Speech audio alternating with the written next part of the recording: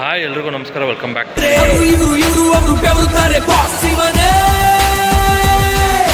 Video ನಾನು ಇವಾಗ ಪ್ರಸನ್ನ ಥಿಯೇಟ್ರಿಗೆ ಬಂದಿದ್ದೀನಿ ಹಯಗ್ರೀವ ಫಿಲಮ್ ನೋಡೋದಕ್ಕೆ.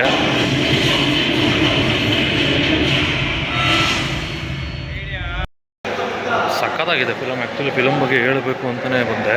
ಆ್ಯಕ್ಚುಲಿ ಒಳ್ಳೆ ಸ್ಟೋರಿ. ಆ ಡೈರೆಕ್ಟರ್ ಬಂದು ಶಾರ್ಟ್ ಫಿಲಮ್ ಮಾಡಿದ್ರಂತೆ. ಅವರು ಈ ಫಿಲಮ್ನ ಡೈರೆಕ್ಟ್ ಮಾಡಿದ್ರು. ಅವ್ರ ಕೇಪಬಿಲಿಟಿ ತುಂಬ ಚೆನ್ನಾಗಿದೆ.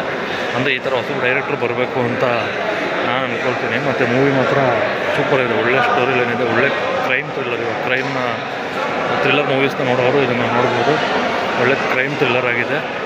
ಮತ್ತು ರಣವೀರ್ ಅವ್ರ ಆ್ಯಕ್ಟಿಂಗ್ ಆಗಲಿ, ಸ್ಟೋರಿ ತೊಗೊಂಡಿರೋ ರೀತಿ ಆಗಲಿ, ಕಥೆನ ಹೇಳಿರೋ ರೀತಿ ಆಗಲಿ ಎಲ್ಲ ಚೆನ್ನಾಗಿದೆ.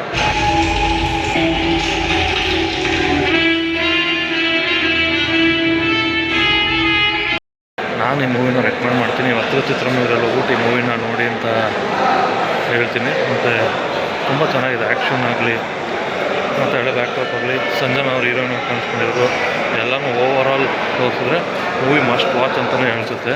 ಮಿಸ್ ಮಾಡದೆ ಇಂಥ ಒಳ್ಳೆ ಚಿತ್ರನ ದಯವಿಟ್ಟು ಬಂದು ಥಿಯೇಟ್ರಲ್ಲೇ ನೋಡಿ ಅಂತ ಕೇಳ್ಕೊಳ್ತೀನಿ. ಯಾಕಂದರೆ ಚೆನ್ನಾಗಿದೆ. ರಣವೀರ್ ಅವರು ಒಳ್ಳೆ ಕಥೆನ ಚೂಸ್ ಮಾಡ್ತಾರೆ. ಬಟ್ ಏನಂದರೆ ಲಾಸ್ಟ್ ಸ್ವಲ್ಪ ವಾಮನ ಏನೋ ನನಗೇನೋ ಓಕೆ ಅನಿಸಿತ್ತು. ಕೈವಾರ ಚೆನ್ನಾಗಿತ್ತು. ಬಜಾರ್ ಆ್ಯಸ್ ಯೂಶುವಲ್ ಇಷ್ಟಾಗಿತ್ತು. ಇದು ಅಷ್ಟೇ, ಇದು ನನಗೆ ತುಂಬ ಇಷ್ಟ ಆಯಿತು ಅನ್ಸುತ್ತೆ. ಹಯಗ್ರೀವ ಒಳ್ಳೆ ಕಥೆನ ಬ್ಲೆಂಡ್ ಮಾಡಿದ್ದಾರೆ ಅಂತ ಅನಿಸ್ತು. ದಯವಿಟ್ಟು ಬಂದು ಈ ಚಿತ್ರನ ವೀಕ್ಷಿಸಿ ಅಷ್ಟೇ. ನಾನು ಸಿಗ್ತೀನಿ ಇದೇ ರೀತಿ ಇಂಟ್ರೆಸ್ಟಿಂಗ್ ವೀಡಿಯೋಸಲ್ಲಿ. ಟೇಕ್ ಕೇರ್, ಬಾಯ್.